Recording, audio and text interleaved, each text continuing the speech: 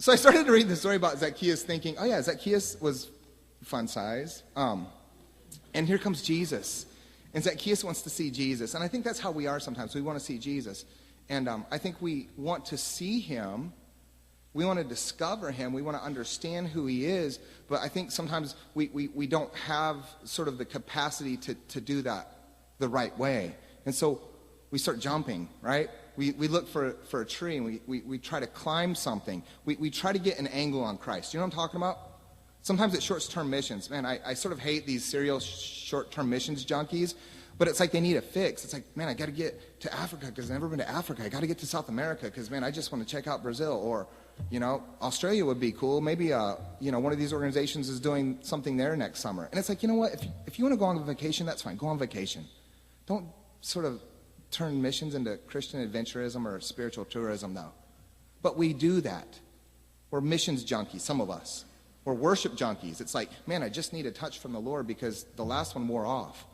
And so we just gotta get our fix. Whatever it is, we all sometimes try to find this angle to see Jesus. And so we try to climb up something.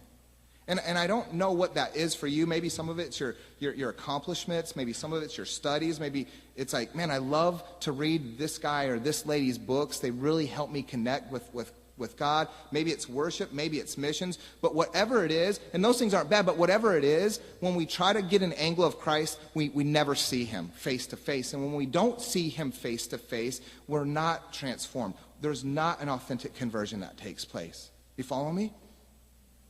So here he goes, up in the tree. And old boy is looking down, and he's trying to figure out who this person is. And I love the story because Jesus looks up in that tree, and he's just like, man, the symbolism is rich, isn't it? He's just like, that's not your tree to climb. Be patient. I'll climb that tree. And on that tree, I'll save you. You can't save yourself, and so don't try. And you can't save yourself by trying to get an angle on me.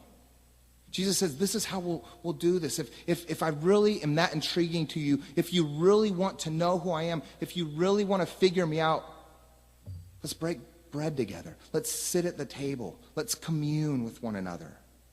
And so Jesus invites himself to Zacchaeus' home. That's sort of funny.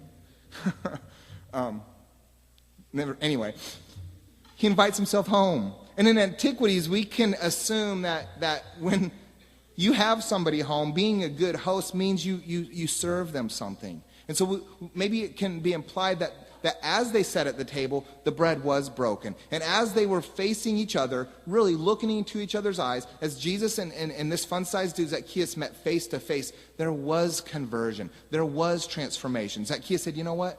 Everything that I've done wrong, I want to make it right. And so I'm giving half of all of my possessions back to the poor. And if I've cheated you, I'll repay you 4 times. There was fruit, and that fruit impacted his social environment.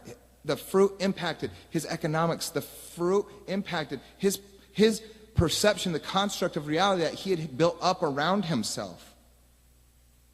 So I want to see Jesus. I really do. I want to know him. I really do. And I want to be included in his community. And I think that's what happened. Zacchaeus wanted to see him. He met him. They sat face to face.